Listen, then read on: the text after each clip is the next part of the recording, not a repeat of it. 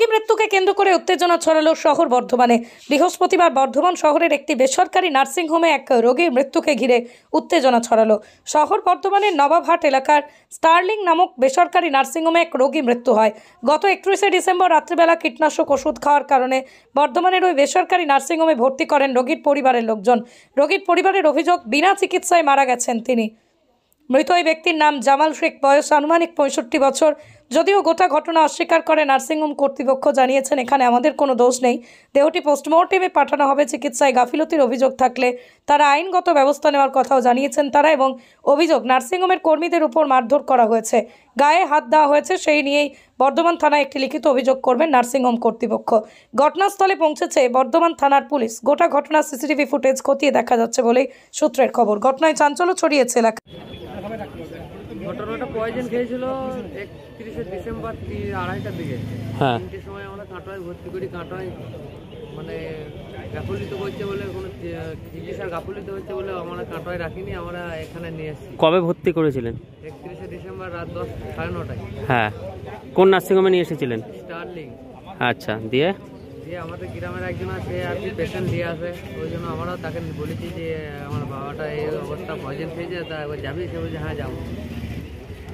সে বলছে আমাদের যোগাযোগ বলছে হ্যাঁ আমার সব রেডি করা আছে, ডেলি ভর্তি করলে ওরা একটা ডায়ালিসিস করবে, ওয়াশ করবে। দিয়ে আমরা অ্যাম্বুলেন্স ভাড়া করে কাঁটাতে স্যারকে বললাম স্যার আমরা বাইরে নিয়ে যাবো, তা বলছে একটা দরখাস্ত রেখো, নিয়ে চলে যাও। কেউ আর কি ডিসচার্জ দিয়ে দিল কাঁটাতে। এখানে এসে ভর্তি করলাম, এখানে ওয়াশ করলো, আর্ট করলো, সবই করলো।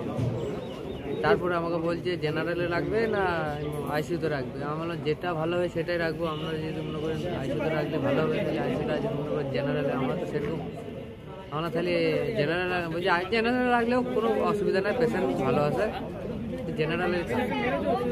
আর আমাকে যদি ডাক্তার বলতো যে আইসিইউতেই রাখতে হবে, পেশেন্ট খুব ক্রিটিক্যাল হয়ে আছে, আইসিইউতেই রাখতে হবে, তাহলে আমি কি বারণ করতাম আর ডাক্তারবাবুকে যে আইসিইউতে রাখার? ডাক্তার আমাকে বললো আইসিইউতে জেনারেলে রাখলেও অসুবিধা নাই, জেনারেলে থাক। আচ্ছা, হ্যাঁ। তারপরে 3 মাস চললো। গতকালকে বেলা 9টার সময় আমাকে বলছে কি রাত না দিন? 9টা।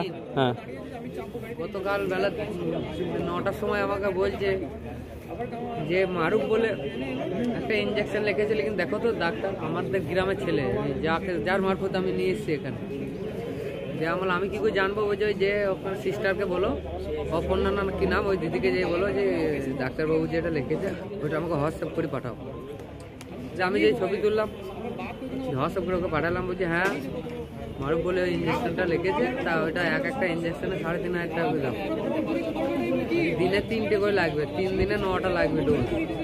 দিয়ে আমি বললাম ভাই তা বাইরে তোর কোনো যোগাযোগ নাই দোকানে বা মেডিকেলে, তা এখানে দাম এত বেশি, বাইরে যদি কম হয় আমার 200 টাকা। বলছে আমার কোনো বাইরে যোগাযোগ নাই। যে আমি বললাম তাহলে আমি দেখবো বাইরে? বলছে হ্যাঁ তুমি দেখো। যে আমি বাইরে দেখলাম 750 টাকা ওই ইঞ্জেকশন।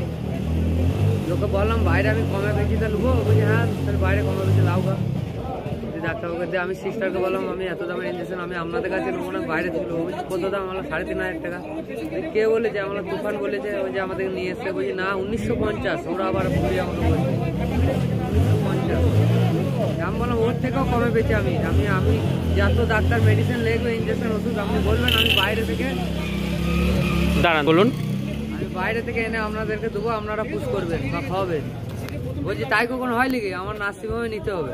ম্যানেজার বাবু আমাকে ডাকলো, এসে বললো তোমরা যেটা চাইছো 750 টাকায় 750 টাকায় নেওয়া হবে। আর ইঞ্জেকশনটা করতে হবে কাল থেকে করে নিই। কালকে রাজ, আমি আর আমার মামা 3 জন এসে ইঞ্জেকশনটা ওদের সাথে কথা বলে সেই ইঞ্জেকশনটা দেখাইলো, যে ইঞ্জেকশনটা 750 টাকায় নেবো। তার ডাক্তারবাবু আজও পুশ করবে। কাল রাত থেকে কোনো ডাক্তার আসেনি। আমি রাত 8টার সময় জিজ্ঞেস করলাম, ডাক্তারবাবু এসছে? বলছি না। তাহলে ইঞ্জেকশন দেওয়া হয়নি? না, ওই ইঞ্জেকশন দেওয়া হয়নি। তার মানে কি চিকিৎসা গাফিলতিতে মৃত্যু? চিকিৎসার গাফিলতিতে আমার বাবাটা মারা গেছে। কি চাইছেন এখন আপনারা? আমি শাস্তি চাইছি ওই সাইফুদ্দিনের। ওই আমাকে ও বললো ডাক্তার আসবে, এই ইঞ্জেকশন করাবে, এই ইঞ্জেকশন আমাকে দেখাইলো, তারপরেও করেনি। ডাক্তার তো আসেনি। পেশেন্ট পার্টি কে হয় আপনার? পেশেন্ট পার্টি আমার বাবা হয়। কোথায় বাড়ি আপনাদের? বাড়ি আমার রাজুয়া, কাটোয়া থানা। কাটোয়া থানা। আপনার নাম? আমার নাম রবিন শেখ। বাবার নাম? বাবার নাম জামাল শেখ। বয়স কত বাবার? বয়স 65।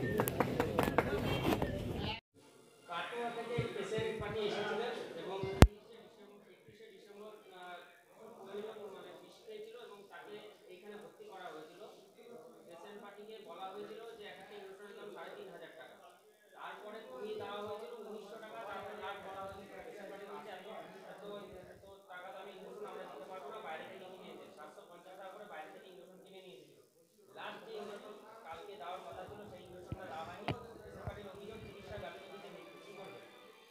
ওনাদের কাছে যেটা 3,000 3,500 ওষুধের দাম বলছেন, বাড়ির লোক যখন আমাকে জিজ্ঞেস করে এসে, ওনাকে বলা হচ্ছে একটা ইঞ্জেকশন 3,000 টাকা খরচা পড়বে, সেটা দিনে 3টে ডোজ। ওনার ভুল বোঝা এখানে হয়েছে যে উনি মনে করছেন একটা ইঞ্জেকশন, ঠিক আছে। ওনারা সেটা 750 টাকাতেই ওনারা কিনেছেন, সেই ব্যবস্থা দোকান থেকেই করেছেন। আর যে ইঞ্জেকশন দেওয়া হয়নি বলছেন, উনি তো অবশ্যই বডি পোস্টমর্টমে যাবে, কোনো এরকম কোনো গাফিলতি আমার কাছে নেই।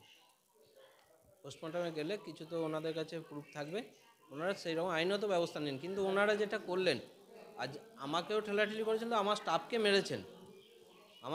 মেরেছেন, এটা নিয়ে আমি মনে করি কিছু, আমরা তো আইনে যাচ্ছি, আমরা থানাতে অলরেডি পাঠিয়ে দিয়েছি ভিডিও ফুটেজ সহ, আর আপনাদের সবাইকেই দিচ্ছি সেই ভিডিও ফুটেজ, আপনারা দেখুন এবং এটা আইনত ব্যবস্থা নিন। কারণ আমরা ব্যবসা, একজন 60 বছরের বয়স্ক মানুষ, তিনি বাড়িতে বিষ খেতে পারেন, সেটার অপরাধ নেই, কিন্তু বিষ খেয়ে মারা যাওয়াটাই অপরাধ আছে। উনি যদি ট্রিটমেন্টের কোনো গাফিলতি দেখাতে পারেন, অবশ্যই আইনত ব্যবস্থা নিন, কিন্তু উনি তার জন্য গায়ে হাত দিতে পারেন না আমার স্টাফের গায়ে। আমার নাম অর্ণব কুমার সামন্ত, স্টার্লিংয়ের পার্টনার, স্টার্লিং হসপিটাল।